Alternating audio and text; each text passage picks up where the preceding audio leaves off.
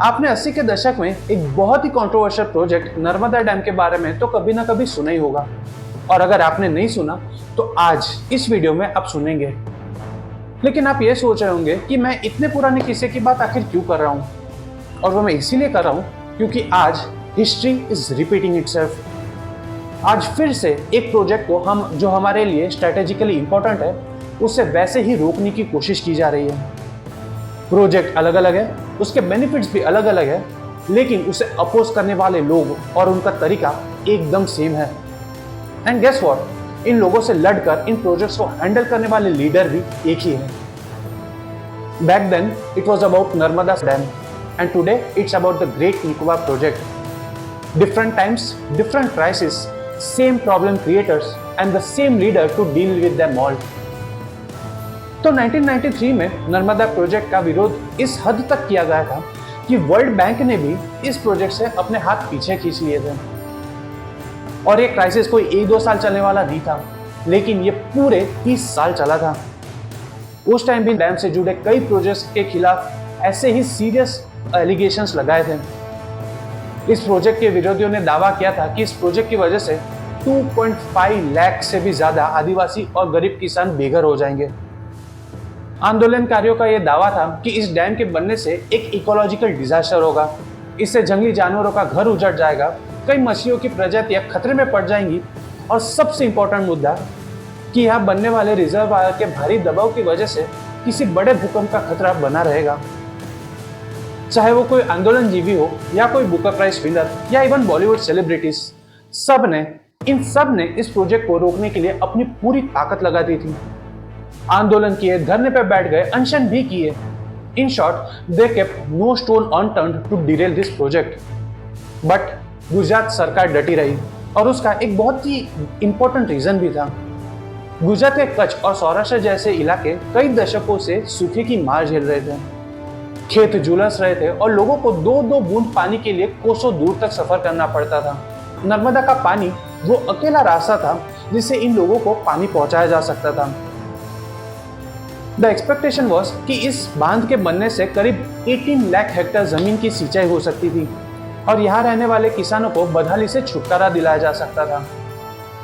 And the fact is, आज वही नर्मदा योजना गुजरात की लाइफलाइन बन गई है, और इसके फायदे पूरी दुनिया देख रही है। आज इस डैम से सिर्फ पानी की प्रॉब्लम सॉल्व नहीं हुई, लेकिन लाखों किसानों की जिंदगी सुधर गई। और तो और इस डैम से बनने वाली 1450 मेगावाट बिजली सिर्फ गुजरात के लिए नहीं, लेकिन एमपी और महाराष्ट्र के लिए एक गेम चेंजर बन गई। एंड दिस ओनली प्रूव्स कि नर्मदा डैम का विरोध कोई एनवायरमेंट या किसानी की भलाई के ध्यान में रख के नहीं हो रहा था, लेकिन ये भारत का डेवलपमेंट और प्रोग्रेस में रुकावट डालने के लिए एक सोची समझी साजिश और एक सोचा समझा षड्यंत्र था।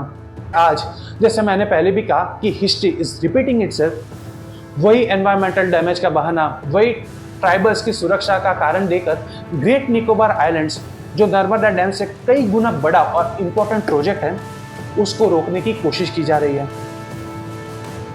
And the reason why I am calling this a huge project is because it has 2 major implications for India. पहला तो है कि निकोबार कहने के लिए एक छोटा सा आइलैंड है, लेकिन हमारी सरकार इस पे 72,000 करोड़ जैसी बड़ी अमाउंट लगाकर एक ऐसा प्रोजेक्ट बना रही है जो भारत के लिए एक इकोनॉमिक पावर हाउस ही नहीं, लेकिन एक जियोपॉलिटिकल मास्टर स्ट्रोक साबित होगा। निकोबार आइलैंड को जरा ध्यान से देखें। निकोबार आइलैंड उस रास्ते के मुहाने पे है जहां से ग्लोबल ट्रेड का 30 से 40% तक का हिस्सा गुजरता है, और खास करके हमारे दुश्मन देश के ज्यादातर एनर्जी इंपोर्ट्स भी यहीं से गुजरते हैं। और यहीं पे, इसी लोकेशन पे भारत एक मिलिट्री बेस बनाने का प्लान कर रहा है, जिससे हम सिर्फ हमारी समुद्री सीमाओं यानी मैरीटाइम बॉर्डर को सेफ गार्ड नहीं कर पाएंगे, लेकिन दुश्मन के जहाजों पर नजर भी रख सकेंगे। विच मीन्स कि अगर जरूरत पड़े तो दुश्मन की लाइफलाइन एक ही झटके में खत्म हो जाएगी। दूसरा है, and this is equally important, हमें इससे मिलने वाला इकोनॉमिक फायदा। भारत की अराउंड 11,099 किलोमीटर कोस्टलाइन है, और उसके बावजूद भी हमारे पास ऐसा कोई पोर्ट नहीं है जो सिंगापुर को टक्कर दे सके, जिसका नतीजा है कि आज वियतनाम से लेकर यूरोप तक के सभी जहाज सिंगापुर जाके रुकते हैं। लेकिन इस प्रोजेक्ट में हम एक यहाँ इंटरनेशनल कंटेनर ट्रांसशिपमेंट टर्मिनल बनाने वाले हैं, जिसके बनने से भारत ग्लोबल शिपिंग का एक सेंटर बन जाएगा। एंड नॉट जस्ट दैट, इसके साथ ही साथ यहाँ इंफ्रास्ट्रक्चर और पावर प्लांट भी बनने वाला है। एक ड्यूअल यूज इंटरनेशनल एयरपोर्ट होगा और एक स्मार्ट सिटी भी बनने वाला है। इस प्लांट सिटी में अराउंड 3 से 4 लाख लोग रहेंगे और यहाँ सब कुछ जैसे कि residential, commercial, shopping complexes, malls, medical सुविधाएं और कई इंस्टीट्यूशनल स्पेसिस होंगे। और यहाँ सिर्फ लोकल्स ही नहीं रहेंगे, लेकिन हमारे डिप्लॉय किए गए डिफेंस पर्सनल और डेवलपमेंट के लिए वहाँ जाकर बसने वाले लोगों को भी सुविधाएं मिलेंगी। और dual use greenfield international airport वो सिविलियन और डिफेंस दोनों की नीड्स पूरा करेगा। इस एयरपोर्ट से भारत के लिए नेवी और एयरफोर्स को अंडमान एंड निकोबार कमांड में, जो इंडिया की अकेली ट्रायल सर्विस कमांड है, वहां क्विकली डिप्लॉय कर पाना आसान होगा।